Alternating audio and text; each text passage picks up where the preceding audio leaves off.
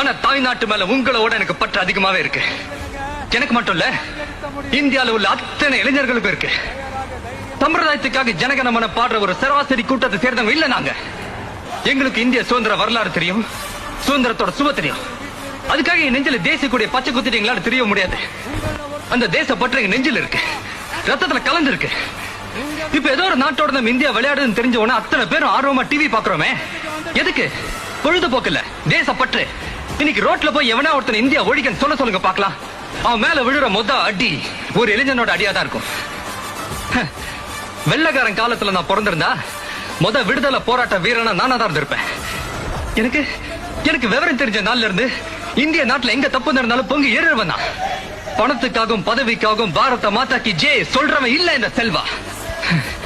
பாம்பா இருந்தாலும் பயம் இல்லைங்கிறது தான் எங்க நம்மளோட கான்பிடன்ஸ்.